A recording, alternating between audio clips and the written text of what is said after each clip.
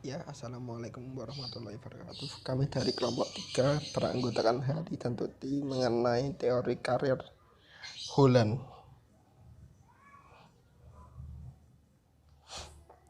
Nah, sejarah perkembangan teori Holland, konsep dasar teori Holland, dan implikasi teori Holland dalam bimbingan konseling yang akan kita bahas dalam makalah ini. Nah, sejarah teori Holland. Teori Holland umumnya dianggap sebagai salah satu teori yang paling berpengaruh dalam praktik bimbingan dan konseling karir. Teori Holland dengan tipe-tipe kepribadian dan lingkungan okupasional tersebut adalah realistis, investigatif, artistik, sosial, pengusaha, dan konvensional. Holland juga menambahkan 3 asumsi tentang orang-orang dan lingkungan. Asumsi tersebut adalah konsistensi, diferensiasi, kemudian kongruensi. Konsistensi berhubungan positif dengan kemudahan pengambilan keputusan karir. Konsistensi merupakan hubungan antara kesesuaian kerja dengan hasil yang didapat, hubungan antara keselarasan ataupun kepuasan kerja.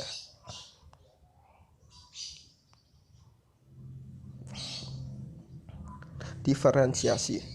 Holland menggunakan istilah diferensiasi menggambarkan sejauh mana seseorang atau lingkungan didefinisikan secara jelas yang berhubungan dengan jenis riasak.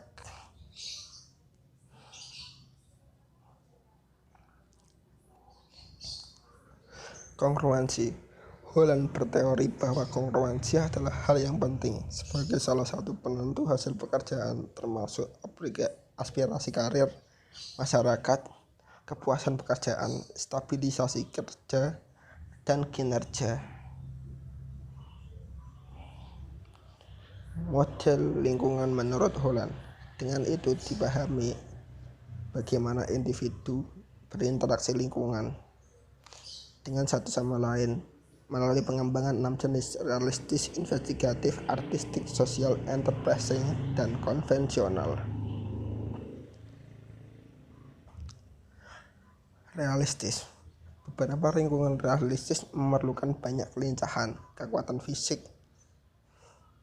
Tipe kepribadian orang yang realistis cenderung untuk menikmati menggunakan alat atau hobi dalam pekerjaan mereka.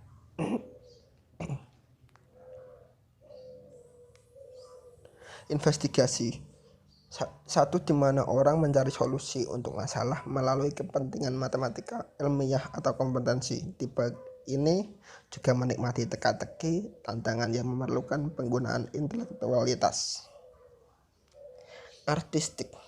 Lingkungan bebas dan terbuka mendorong kreativitas dan ekspresi pribadi. Tipe orang ini juga menyukai kesempatan untuk mengekspresikan dirinya sendiri, menciptakan musik, seni, ataupun menulis. Sosial.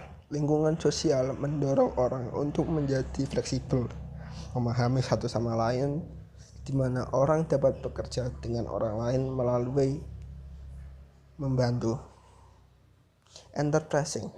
Dalam lingkungan enterprising, orang-orang mengelola dan membujuk orang lain untuk mencapai tujuan mereka dengan menikmati kebersamaan dan kemampuan verbal. Konvensional.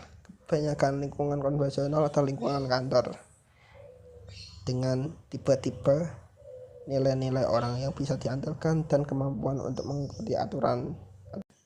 Nah, untuk pemaparan selanjutnya adalah Mbak Tuti. Assalamualaikum warahmatullahi wabarakatuh.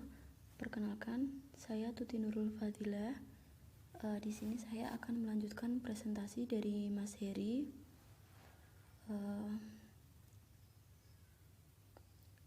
Yang akan kita bahas adalah tentang kombinasi jenis. Tidak ada lingkungan kerja nyata yang hanya dari satu jenis. Sebaliknya, kebanyakan situasi kerja melibatkan kombinasi jenis. Misalnya, pembukuan dapat bekerja di lingkungan terutama konvensional. tapi detektif dapat bekerja dalam lingkungan sosial, realistis, dan enterprising. Lingkungan sosial karena membantu orang lain. Realistis, pentingnya mengemudi mobil, menggunakan senjata, dan sidik jari, dan sebagainya. Enterprising karena persuasi dan ketegasan yang diperlukan. Selanjutnya, penjelasan konstruk. Di sini ada 4 sub materi yang akan dijelaskan dalam penjelasan konstruk, yaitu 1. Kesesuaian, mengacu pada hubungan pribadi terhadap lingkungan. Semakin mirip kepribadian dengan lingkungan, maka semakin kongruen hubungannya. Kemudian yang kedua, diferensiasi. Kedua orang dan lingkungan berbeda dalam hal bagaimana mereka milik satu atau dua jenis. Yang ketiga, konsistensi, mengacu pada kesamaan atau perbedaan jenis tertentu. Apakah lingkungan atau kepribadian? Yang keempat, identitas. Di sini mengacu pada kejelasan dan stabilitas tujuan saat ini dan masa depan. Selanjutnya, implikasi teori Holland dalam praktik bimbingan dan konseling. 1. Praktisi berusaha untuk menginformasikan pengembangan karir yang optimal dengan mendorong klien untuk belajar sebanyak mungkin tentang diri mereka sendiri dan lingkungan kerjanya. Yang kedua, menggunakan sumber klasifikasi lingkungan. Konselor membantu klien dalam mengidentifikasi potensi pribadinya yang kongruen dengan pendidikan dan jenis lingkungan. Yang ketiga, research. Keselarasan dikaitkan dengan hasil yang berhubungan dengan pekerjaan yang menguntungkan, termasuk kepuasan kerja dan kinerja. Yang keempat, klien dengan kepribadian yang sangat tidak konsisten mungkin perlu hobby outlet untuk mengekspresikan bagian dari kepribadian mereka, sehingga klien akan menemukan beberapa lingkungan yang akan sangat kongruen dengan semua bagian dari kepribadian mereka. Sekian presentasi dari kelompok kami. Saya akhiri. Wassalamualaikum warahmatullahi wabarakatuh.